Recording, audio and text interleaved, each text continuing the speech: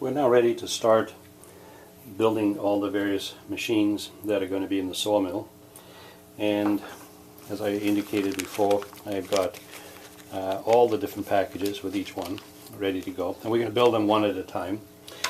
So the first thing I did is open the manual, and I went through the parts list and I identified all the timber that was required in each of the various packages.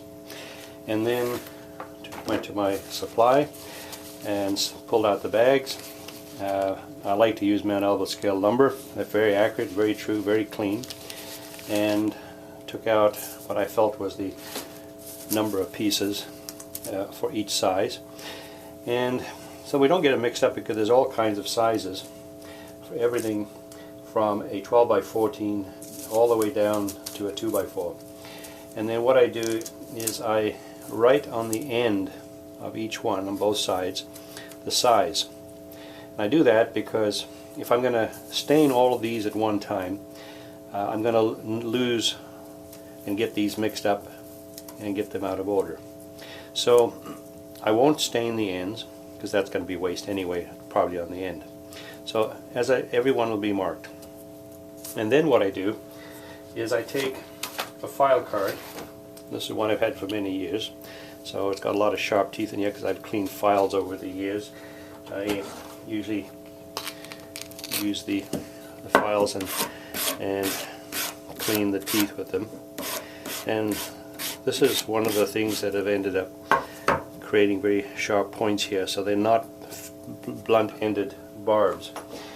And then I'll take one at a time and I'll scribe it from one end to the other, and that'll leave a variety and varying depths of grain in here. Then I will take steel wool, and again this is the 6-0 steel wool, and what I'll do next is rub every one on all sides, and you'll get a lot of fine fibers, so it's a good idea to wear a mask. So what that does, it cuts and removes all the burrs from the file card, and it puts a little break on the edge here, so that it also takes the stain well and gives you a nice texture. The first piece of equipment we're going to build is going to be this unit right here, and that is the circular husk. And it has a second blade, as you can see. It has two blades in this case. So what we've done is we've got two kits to combine, and the frame is here, all the pulleys, the blades, they are sharp. I think they would actually cut something. And then there's a whole series of pulleys. You can see all the way down the bottom. All kinds of mounts, and these are quite small. You can see from these tweezers that I've got how small they are. And just like we've done with everything else, these are going to be all blackened, and then they'll be well, first what we'll do is we'll clean up all the flashing, but there's almost no flashing on any of this. The surfaces for the pulleys are going to be filed to get rid of the parting line, which is almost non-existent, and filed and polished with 6-0 wool, just like I'd mentioned at an earlier stage. And you can see that beautiful finish there. And these will all be blackened as opposed to doing any painting. So most of this will be all blackened and have some weathering on it. Now before I do any blackening, I will use a variety of drills, and we'll pre-drill almost all the holes ready for the various pins and tubes that will be part of the assembly of this. It's quite surprising to me how well these castings have actually been cored, and the holes are already through them. There's almost going to be no drilling other than just truing up the holes that are in there.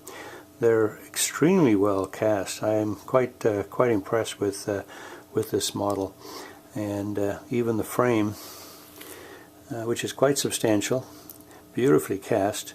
Even the tiniest little rivet heads are on here that make up this assembly, and the screw in through here is there, and even these parts here are all pre-cored. There won't be much to do on this at all for pre-drilling. This is the blackening agent that I use on the white metal parts. It's essentially a chemical that affects the surface of most metals, and they react differently with all of them. In this case, these are also white metal castings, and they'll get blackened chemically.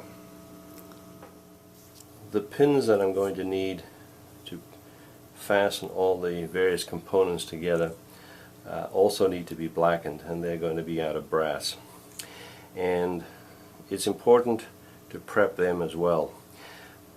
What I'll do is take, this is just a sample, make sure that the adhesive from labels or anything are taken off, and I'll just take a bit of steel wool again, and I'll just clean the surface of the brass wire so there's no impurities on there, no oils, and I will take blacken it. I'll just drop the brass wire in there and leave it for a few seconds. And as you can see, the longer I leave it, the more reaction takes place. And here we go. When we take it out, you can see the brass wire here, and there's the wire that's been chemically blackened. And you can remove it again if you want, if you don't like it. And you can, depending on the white that you put, you can get a partial coloration, or you can leave it in and have it full strength blackened. And of course it can easily be wiped off. Just let it dry. You don't remove the blackening, and now you've got a pin that in some cases is going to go across two of these sections, and the exposed area will be blackened. And what will happen is, if you glue it in place first, you won't be able to get the blackening on the portion that's exposed with the adhesive over it. So pre-finish everything first. Now what I can do is I can cut these to length, and I can have all my pins all pre-blackened. And if there's an end exposed, that's a shiny end, then it's just a matter of just touching that up, and it's that simple. I've blackened all the parts now and brushed them with a small brush just to get all the blackening dust off of there, and leaves a nice sort of a patina to it. And the last thing to do is polish all the working surfaces, and it's a good thing we file these pulleys first, because they're all blackened, as you can see. But now I can take the steel wool and just lightly polish the surface again, and you can see it just brings up that nice smooth polished edge that we had to start with. And just slowly go around all the bearing surfaces. In this case I'm just using one of the pulleys, and anything that has a bearing surface or something wrapping over it will be treated this way. Again, this is the 6-0 steel wool, and it slowly crumbles, and you just keep moving to a new part. And we just bring that nice casting, that nice polished edge, right back up to that nice sunny shiny surface, and you can see how the pulley itself is nice and black inside, and you have that really nice worn surface area where the belts are running over that. And I've done that with all the pulleys now. We need to do the same thing on any surface that is going to be bearing on timber, and we're going to have to glue, because the glue is only going to stick to the blackening, which of course is not firmly bonded to the metal. So we do have to clean up any surfaces that are going to be glued to the timber, or if we got any parts that are going to be glued to each other. So all surfaces that are going to have a bonding, I just use needle files for that. You don't need to take much off, and you can sort of see, well, you can see the shiny area there, and that's where we've removed and actually given also a nice bearing surface for the location where the castings are going to be glued.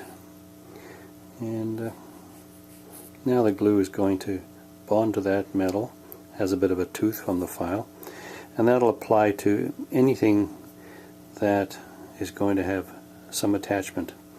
The next thing we'll do is we'll take and we'll drill all the holes that are cored in here already, just to true them all up. That'll be the next step, and then we can start assembling these on the various timbers, and we'll do the timbers next.